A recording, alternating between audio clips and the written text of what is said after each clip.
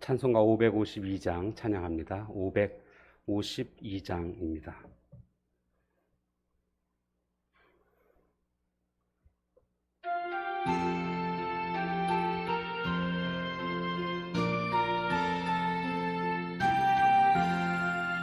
아침 해가 돋을 때 만물 신선하여라.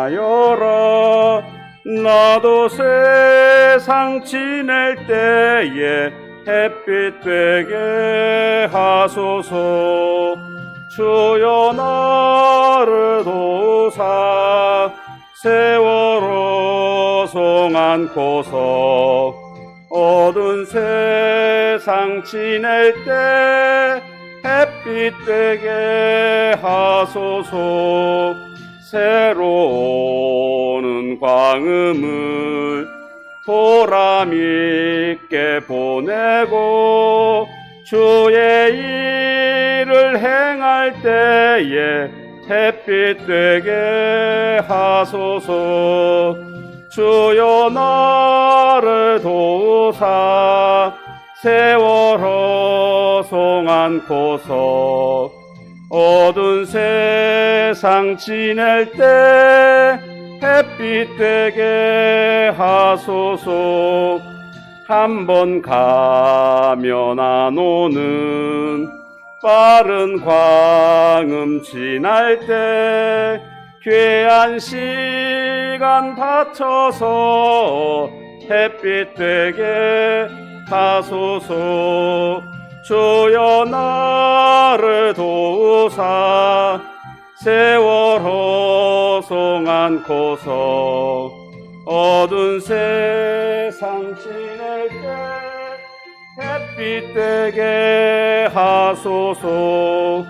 밤낮 주를 위하여 몸과 마음을 드리고 주의 사랑 나타내 햇빛 되게 하소서. 주여 나를 도우사 세월호 송 안고서 어두운 세상 지낼 때 햇빛 되게 하소서. 아멘.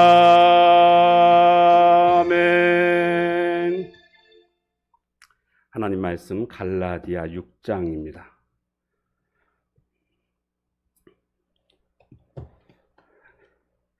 갈라디아서 6장 7절에서 9절까지 말씀 보겠습니다.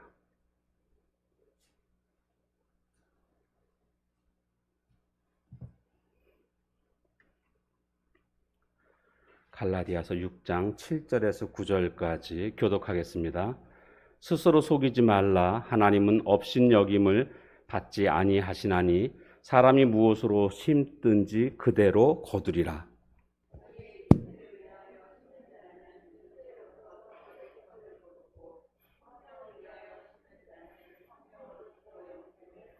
같이 읽겠습니다. 우리가 선을 행하되 낙심하지 말지니 포기하지 아니하면 때가 이름에 거두리라. 아멘.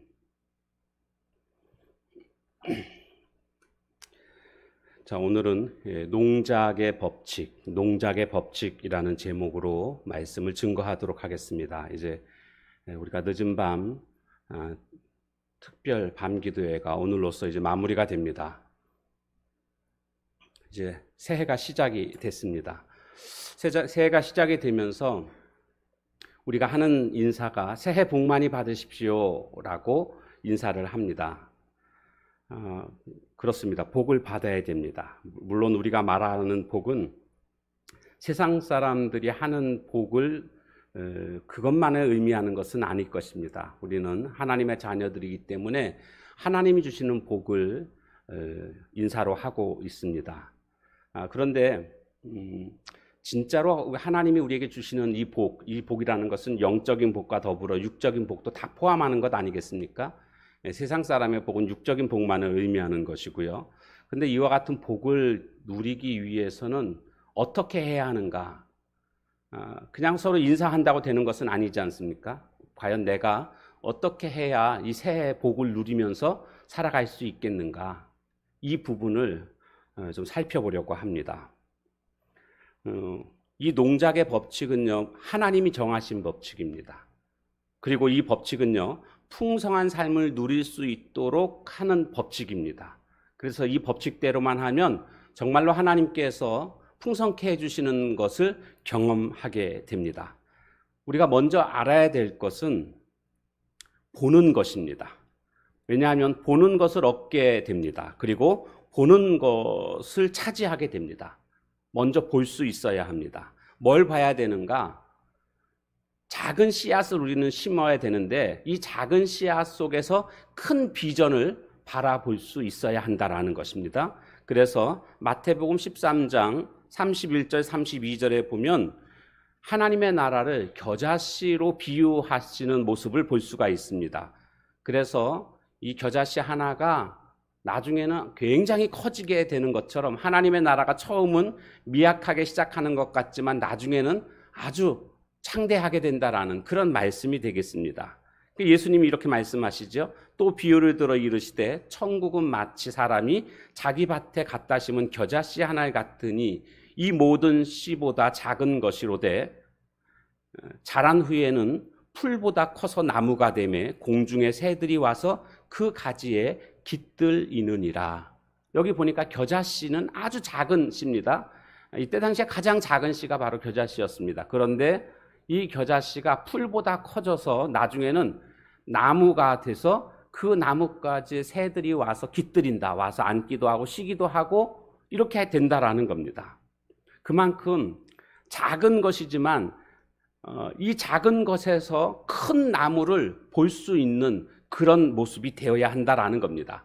그러니까 내가 지금 작은 것을 심을 겁니다. 이제 2021년도 심을 건데 뭐 이까짓 거 심어봤자 이게 뭐 대수겠는가 라고 생각해서는 안 됩니다. 작은 겨자씨 하나에서 큰 나무를, 큰 숲을 바라볼 수 있는 것처럼 오늘 우리들의 눈이 띄어져서 크게 될 비전을 볼 수 있어야 되겠습니다. 자, 그러면 이 농작의 법칙에 따라서 우리가 심어야 될 텐데 어떻게 심어야 되는가?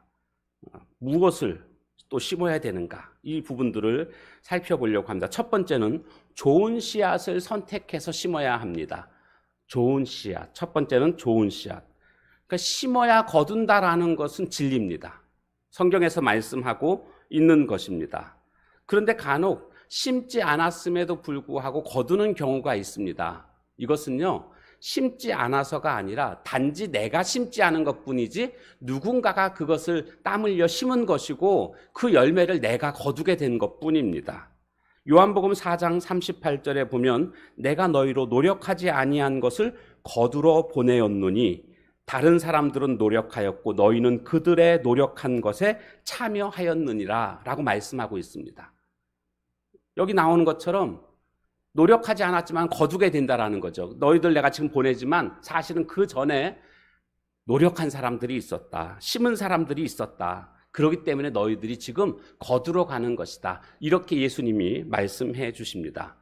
우리 속담에 보면 콩 심은 데 콩 나고 팥 심은 데 팥 난다 라는 말이 있습니다.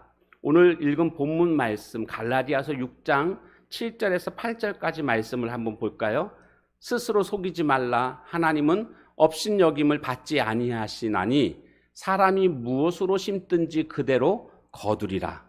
자기의 육체를 위하여 심는 자는 육체로부터 썩어질 것을 거두고 성령을 위하여 심는 자는 성령으로부터 영생을 거두게 된다. 이렇게 말씀하고 있습니다. 그러니까 육체를 위하여 심는 사람은 썩어질 것, 그러나 성령을 위하여 심는 자는 영생을 거두게 된다라고 말씀하고 있습니다. 그러니까 어떤 씨를 심느냐에 따라서 그 결과가 예상이 됩니다. 콩 심은 데 콩 나고 팥 심게 되면 팥을 거두게 되는 겁니다. 그러니까 죄악의 씨앗을 심지 마십시오. 왜요? 그것에 대한 결과를 얻게 된다는 것입니다. 성령님을 쫓아 선한 것들을 심게 되면 선한 것들을 거두게 될 줄로 믿습니다. 두 번째로는요, 씨도 중요하지만 땅도 중요합니다. 좋은 땅에 심어야 합니다. 잘못된 땅에 심게 되면 아무리 씨앗이 좋아도 자라지 못하게 되는 것을 보게 됩니다. 제자의 행복은 스승을 잘 만나는 것입니다. 스승의 행복도요, 제자를 잘 만나는 것입니다. 양의 행복은 목자를 잘 만나게 되면 행복해지는 겁니다. 목자도요, 양을 잘 만나야 행복해집니다. 서로가 이렇게 씨앗도 중요하지만 땅도 중요하다라는 거죠. 서로 간에. 성경에 보니까 예수님께서 씨 뿌리는 비유를 말씀해 주시는데 길가밭, 돌짝밭, 가시밭, 그 다음에 좋은 땅 혹은 옥토로 성경에서는 말씀하고 있죠. 이 네 가지 땅에 대해서 설명하고 있습니다. 씨앗은 똑같은 씨앗이었습니다. 그런데 옥토밭에 뿌려진 씨앗만이 열매를 거두게 되는 것을 볼 수가 있습니다. 그래서 밭이 중요하다는 겁니다. 성경 말씀 마태복음 13장 23절에 보니까 좋은 땅에 뿌려졌다는 것은 말씀을 듣고 깨닫는 자니 그랬습니다. 좋은 땅은 말씀을 듣고 깨닫는 자니 결실하여 어떤 것은 100배, 어떤 것은 60배, 어떤 것은 30배가 되느니라 하시더라. 이렇게 말씀하고 있습니다. 좋은 땅에 뿌려져야 됩니다. 좋은 땅은 하나님의 말씀을 듣고 깨닫는 자라고 했습니다. 그런가 하면 좋은 땅은 겸손한 마음이라고도 할 수가 있습니다. 열린 마음이라고도 할 수가 있습니다. 왜냐하면 그런 마음을 가질 때에 하나님의 말씀이 깨달아지기 때문에 그렇습니다. 그래서 좋은 땅에 씨앗을 뿌려야 됩니다. 마음에 의심이 가득 차고 정말 그럴까 이런 태도가 아니라 하나님의 말씀이라고 한다면 아멘, 아멘 이렇게 할 수 있는 그런 마음밭이 되어야 한다는 것을 말해주고 있습니다. 세 번째로는요, 농작의 법칙, 가능하면 많은 씨앗을 심으십시오. 많은 씨앗을 심어야 됩니다. 왜냐하면 고린도후서 9장 6절 말씀에 보면 이것이 곧 적게 심는 자는 적게 거두고 많이 심는 자는 많이 거둔다 하는 말이로다. 이렇게 기록되어져 있습니다. 당연한 거죠. 적게 심으면 적게 거두는 것이고 많이 심으면 많이 거두는 겁니다. 그래서 내가 많은 것을 거두길 원하면 많이 심어야 됩니다. 전도서 11장 6절 말씀에 보면 너는 아침에 씨를 뿌리고 저녁에도 손을 놓지 말라. 저녁에 손 놓지 말라. 계속 씨를 뿌리라는 겁니다. 이것이 잘 될는지 저것이 잘 될는지 혹 둘이 다 잘 될는지 알지 못함이니라. 이렇게 말씀하고 있습니다. 그러니까 어떤 게 잘 될지 모르잖아요. 그러니까 잘 되려면 어떻게, 최대 많이 거두려면 어떻게 해야 됩니까? 저녁까지 손을 놓지 말고 계속 심는 겁니다. 그럼 그 중에서 어떤 거는 좀 잘못될 수도 있다 할지라도 또 어떤 건 또 잘 될 거 아니겠습니까? 그러니까 하여간 많이 심는 게 많은 열매를 거두는 비결이다라는 것을 성경에서는 말씀해 주고 있습니다. 그러니까 내가 많이 심는 자가 되면 어떤 것은 잘 안 될 수도 있고 어떤 것은 잘 될 수도 있고 모르지만 결론적으로는 많이 심는 자는 많이 거두게 된다. 우리가 전도를 통해서도 한번 예를 들어 볼 수 있지 않을까요? 내가 3명을 놓고 전도하다 보면 1명을 거두게 됩니다. 그러나 30명을 놓고 전도를 하다 보면 몇 명 거두게 되죠? 똑같은 퍼센트로 말하면 10명을 거두게 되는 겁니다. 그러니까 10명 거둔 사람은 10명 놓고 전도한 게 아니라는 거죠. 30명 놓고 전도했더니 10명을 거두게 된 거라는 것 아니겠습니까? 많이 심는 겁니다. 그래서 2021년도에는 내가 심어야 될 것들이 무엇인가, 하나님 앞에서 내가 심어야 될 것들이 무엇인가를 한번 이렇게 생각해 보시고 또 가능하면 적어 보시고 그것들을 최대한 많이 심는 그런 모습이 돼야 되겠고, 네 번째로는요, 농작의 법칙 네 번째는 심은 것을 열심히 가꾸어야 됩니다. 가꿔야만 열매를 거둘 수가 있습니다.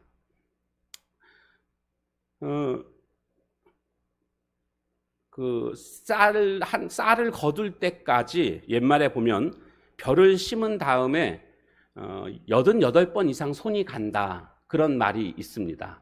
그래서 쌀미자가 한문으로는 이렇게 돼 있죠.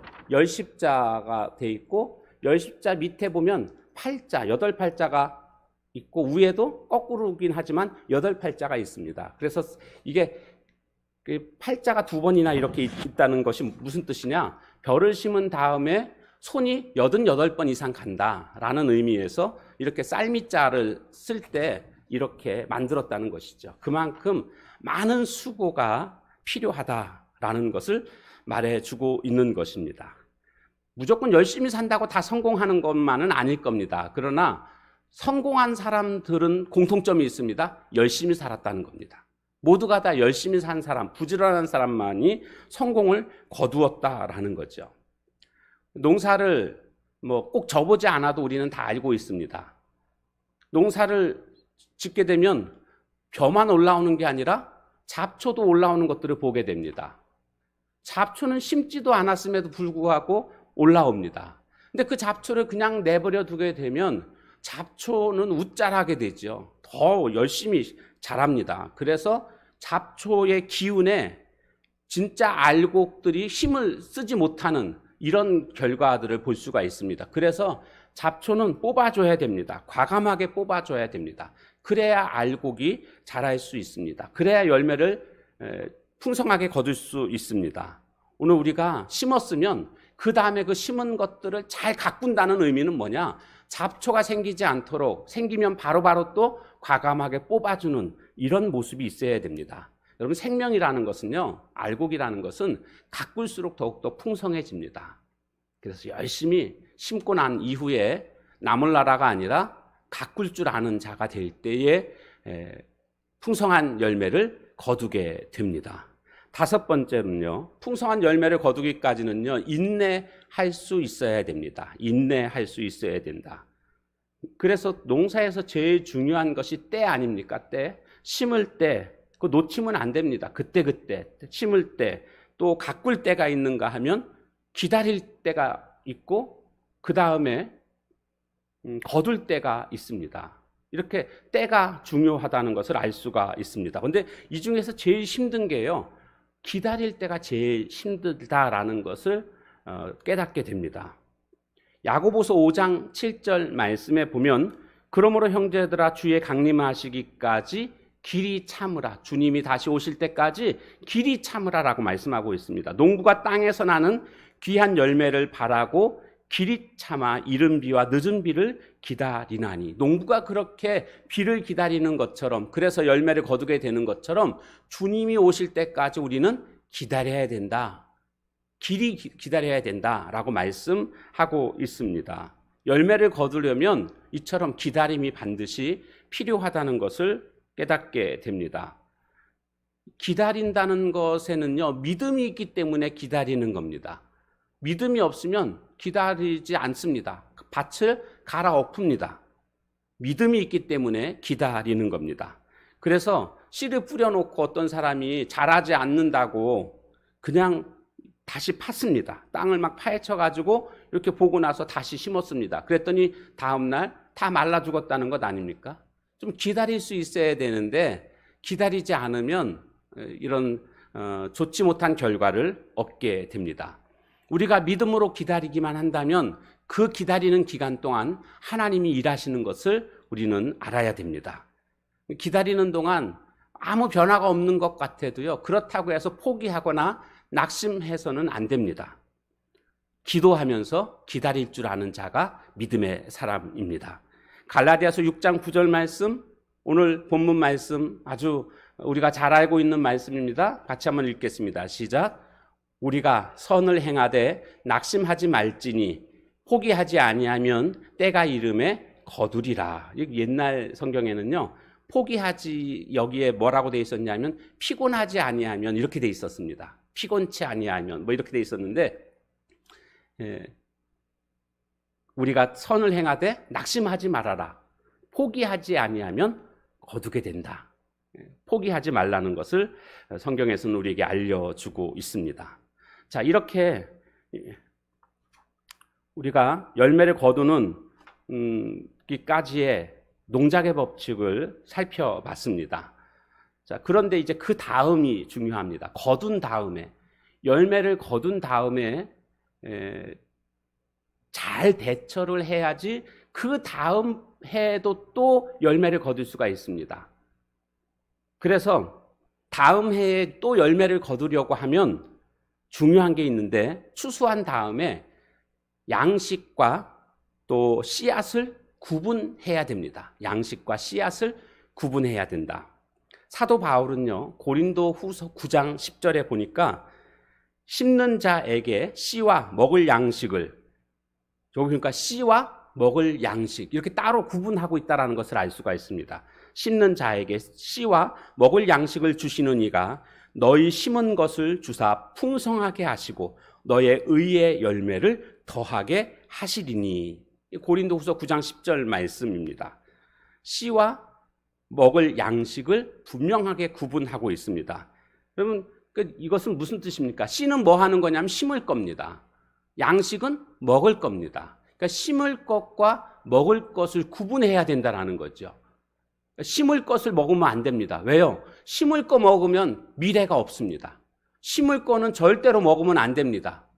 그래야 내년에 심어서 내년에 또 거둘 수가 있는 것 아니겠습니까? 근데 배가 고프다고 해서 심을 거를 먹게 되면 당장은 뭐 어떻게 해결이 될지는 모르지만 내년이 미래가 없는 겁니다. 그래서 무슨 수를 쓰더라도 심을 것은 남겨놔야 됩니다. 결코 먹어서는 안 되고 심어야 됩니다. 창세기 47장에 가보면 그 애굽 땅에 기근이 오게 되지 않습니까? 7년 풍년 들고 난 이후에 7년 흉년의 기간이 찾아오게 됩니다.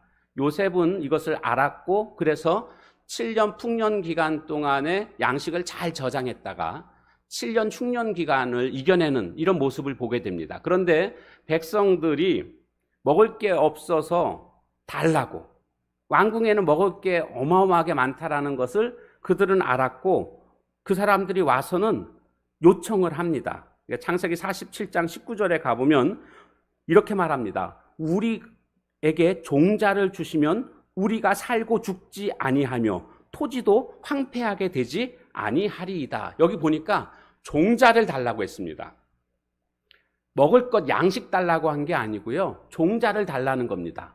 지금은 버티겠다라는 겁니다. 그런데 심을 것을 좀 달라. 그러면 우리가 이거 심어서 우리가 해결할 수 있으니까 종자를 달라. 그러니까 이게 무슨 뜻이냐면 하도 먹을 게 없다 보니까 종자까지도 다 먹은 겁니다. 그러니까 지금 종자가 없으니까 종자를 달라고 요셉한테 와서 요청을 합니다. 그때 요셉이 땅을 받고 종자를 줍니다. 왕권이 강화되겠죠. 땅이 다 이제 왕궁게 되니까. 그러면서 하는 말이 이 종자를 가지고 이제 열매를 거두게 되면 5분의 1은 바로 왕한테 바쳐라. 그리고 5분의 4를 가지고 그것 가지고 종자와 양식을 삼으라. 이렇게 말을 합니다. 5분의 1은 바로한테 바치고 5분의 4 가지고 종자와 양식을 삼으라. 이렇게 또 구분하고 있는 것을 볼 수가 있습니다. 종자가 없으면요, 땅이라도 팔아서 종자를 구해야 됩니다. 지금 땅이 중요한 게 아닙니다. 목숨이 더 중요하잖아요. 목숨을 유지하기 위해서는 땅을 팔아서라도 종자를 구해서 종자를 심음으로 말미암아 미래를 보장받아야 되는 것입니다. 형통한 삶을 살았던 하나님의 사람들의 공통점이 뭐냐 하면 씨와 양식을 구분하고 살았다는 겁니다. 씨는 절대로 먹지 않았습니다. 씨 먹으면 미래가 없습니다. 씨는 건드려서는 안 됩니다. 절대로 아무리 배가 고파도 씨는 건드려서는 안 됩니다. 그러면 성경에서 말씀하고 있는 씨는 뭘까요? 이것은 두 가지입니다. 그 첫 번째는 바로 주일입니다. 주일은 건드려서는 안 됩니다. 주일이 씨앗이라고 한다면 나머지 6일은요, 그것은 바로 종자가 아닌 그것은 이제 먹을 것에 해당됩니다. 그래서 구약의 성도들은 안식일을 구별했습니다. 그리고 그날 하나님 앞에 예배드림으로 말미암아 씨앗을 심었습니다. 그리고 나머지 6일은 하나님이 주시는 축복으로 살았던 것을 보게 됩니다. 그러니까 날이라고 해서 다 같은 날이 아닙니다. 신약의 성도들은요, 주일을 지키는 모습을 보게 됩니다. 그날 주님이 부활하셨고 또 구속사역 가운데 주님이 이날 쉬셨기 때문에 바로 이제 주일을 지키는 모습을 보게 됩니다. 주일이라는 뜻은요, 줄임말인데 주님의 날이라는 뜻입니다. 주님의 날. 그러니까 주님의 날은 주님을 위하여서 드리는 날이지 내가 내 마음대로 쓰는 날이 아닙니다. 그럼 주일이라고 말할 수가 없죠. 주일은 내 마음대로 사용해서는 안 되고 오직 주님을 위해서 사용되어지는 그런 날이 되어야 합니다. 그래서 세상에서 살던 모든 것들이 멈춰져야 됩니다. 그리고 하나님의 날, 주일은 주님을 위하여서 사용되어지는 날이 되어야 되겠고, 그리고 나머지 6일은 이제 그 주일 씨앗을 심음으로 말미암아 하나님께서 주시는 그런 축복을 누리면서 6일을 살아가는 모습이 되어야 합니다. 성경에서 말하고 있는 씨앗 첫 번째는 주일입니다. 두 번째는 11조입니다. 그래서 저는 이게 헌금 설교할 때 좀 마음에 거리낌이 좀 있습니다. 괜히 또 목회자가 이렇게 또 돈 밝히는 사람 아닌가 또 이렇게 또 생각할 수 있기 때문에 가능한 한 헌금 설교는 하지 않습니다. 뭐 여러분들이 잘 아실 겁니다. 그런데 이 헌금 설교에 대해서 제가 그냥 우리 성도님들 상처받을까 봐 이 부분을 알려드리지 않게 되면 결국 복을 못 받게 됩니다. 제가 이것 때문에 많이 갈등을 합니다. 해야 되나 말아야 되나.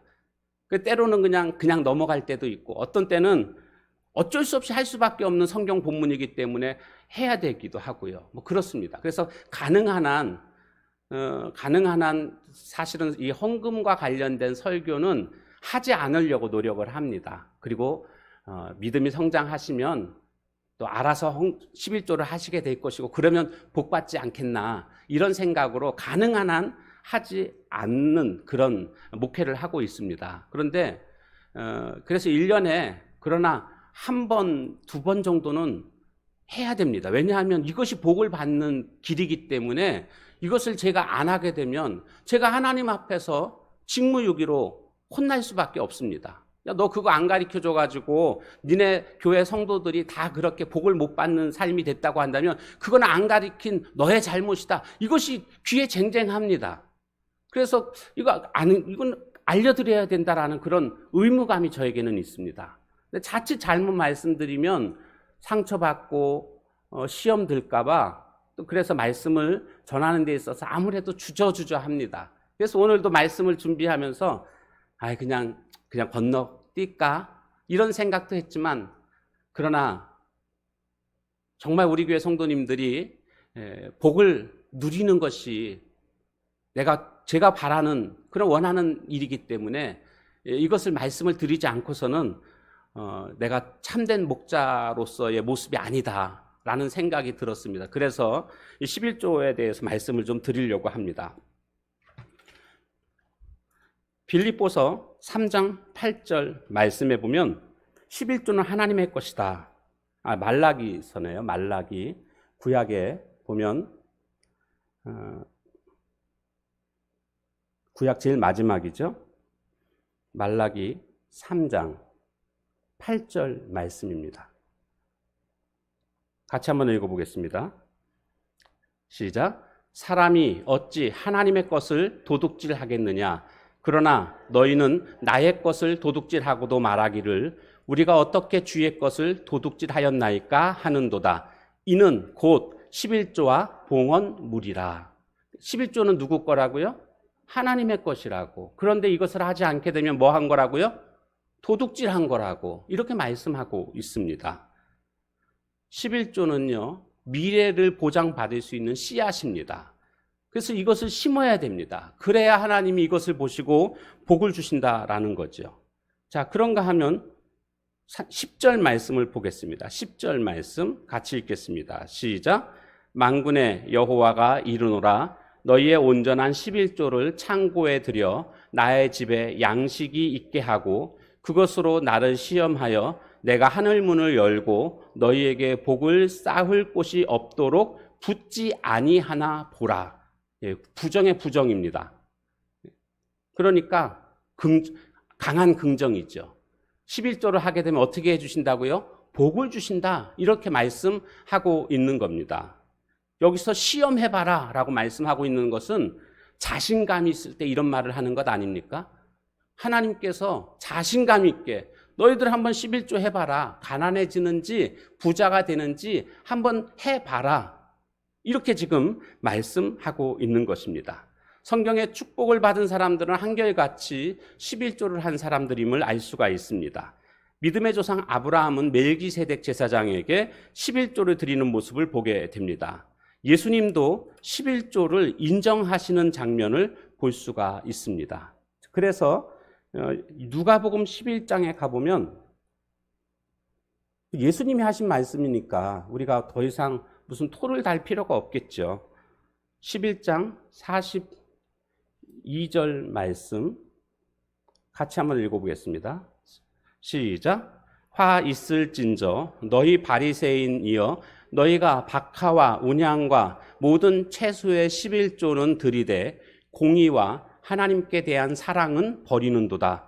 그러나 이것도 행하고 저것도 버리지 말아야 할지니라. 11조도 하고 공의도 행하라. 이렇게 말씀하고 있는 것입니다. 그래서 구약을 통해서 신약을 통해서 11조는 하나님의 것이고 이것은 우리가 종자, 씨앗이다라는 것을 알고 심어야 된다라는 것을 말씀하고 있음을 우리는 확인할 수가 있습니다. 그런데 간혹 질문하시는 분들이 계십니다. 목사님, 생활이 어려운데 그래도 11조를 해야 됩니까? 라고 말씀하시는 분들이 있습니다. 물어보시는 거죠.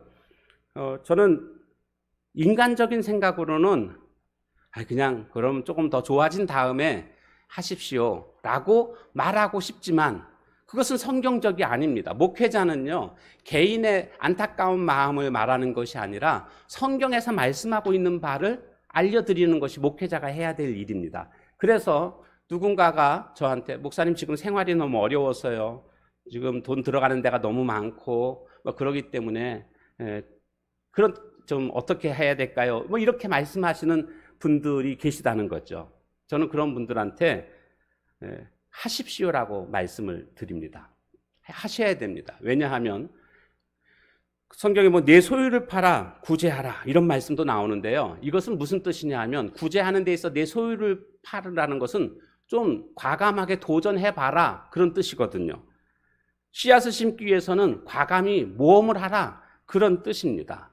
사르밧 과부를 여러분 기억하실 겁니다. 엘리야 선지자가 먹을 것을 좀 요청했을 때에 마지막으로 먹고 아들과 함께 죽으려고 했습니다. 마지막 남은 빵가루와 기름이 있었는데 그것을 엘리야 선지자가 달라고 하니까 그것을 씨앗으로 삼았습니다. 그래서 엘리야 선지자를 주었더니 기근이 있는 3년 6개월 동안 빵가루의 가루가 그리고 기름병의 기름이 떨어지지 않음으로 말미암아 축복을 받은 모습을 볼 수가 있습니다.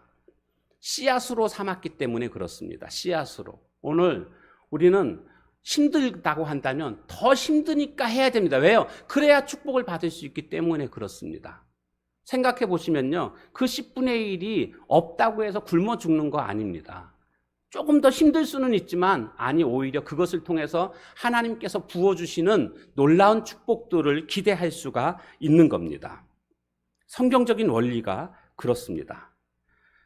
뭐라고 말씀해 주셨는가 하면 이렇게 하나님의 말씀에 따라서 순종했을 때에 하나님이 그 순종하는 자에게 복을 주신다고 했는데 말라기 3장 11절 말씀 보면 황충을 제하시고 포도나무의 열매가 기한 전에 떨어지는 일이 없게 하시고 우리의 땅을 아름답게 만드실 것이다 이런 말씀을 해 주셨습니다.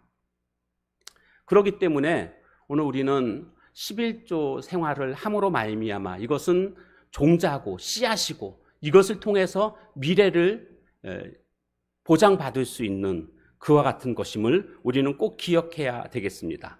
근데 간혹 11조를 해도 축복을 못 받는 사람들을 볼 수가 있습니다. 그 이유는 따로 있습니다. 왜냐하면 말씀을 따라서 벌지 않았기 때문에 그렇습니다. 물질을 말씀을 따라서 벌지 않았다.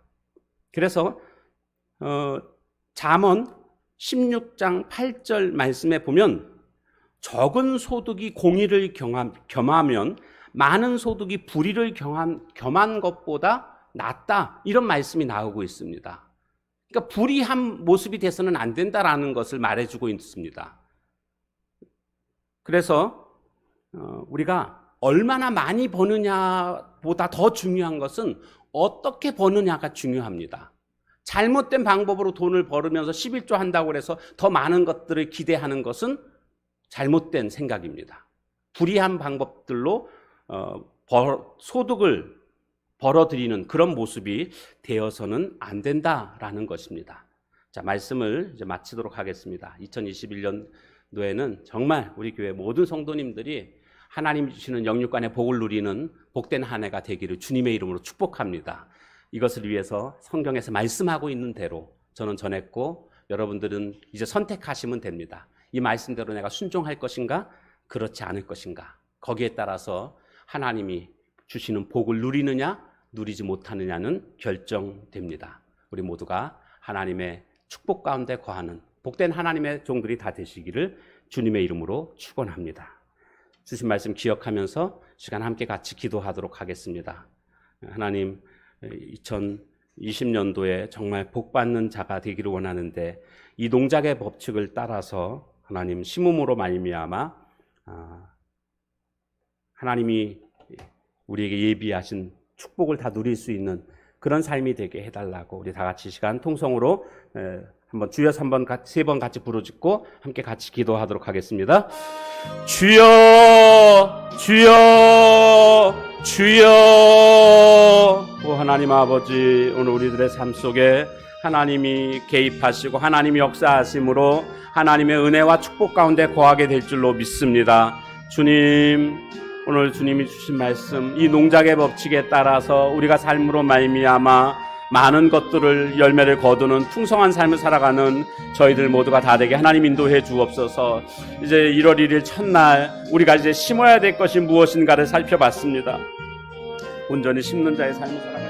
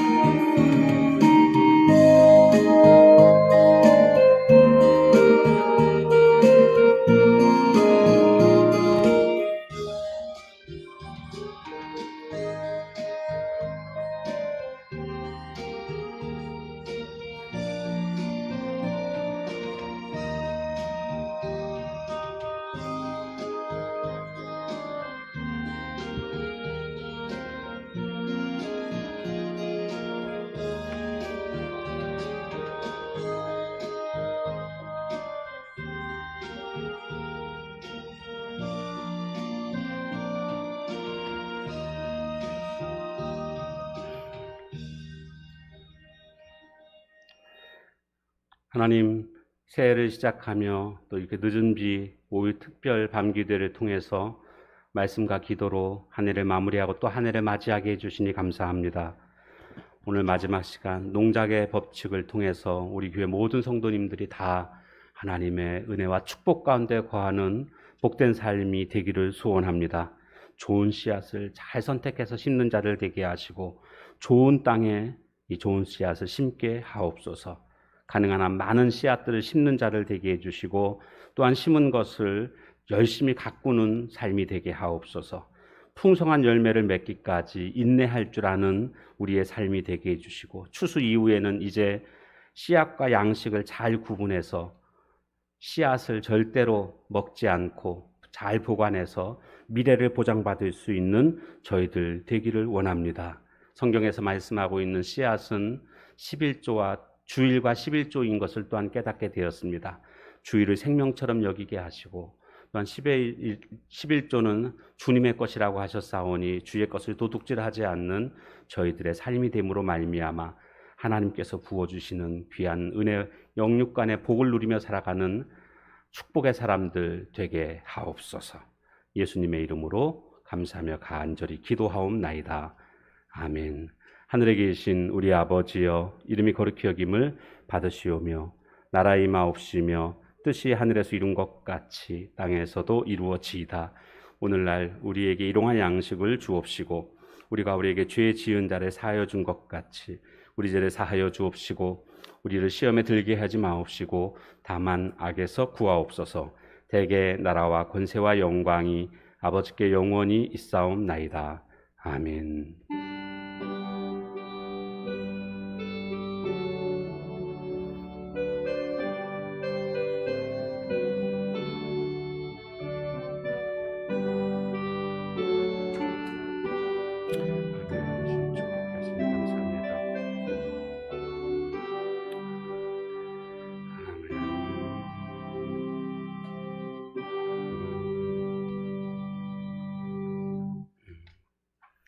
네, 수고 많으셨습니다. 주일날 뵙도록 하겠습니다.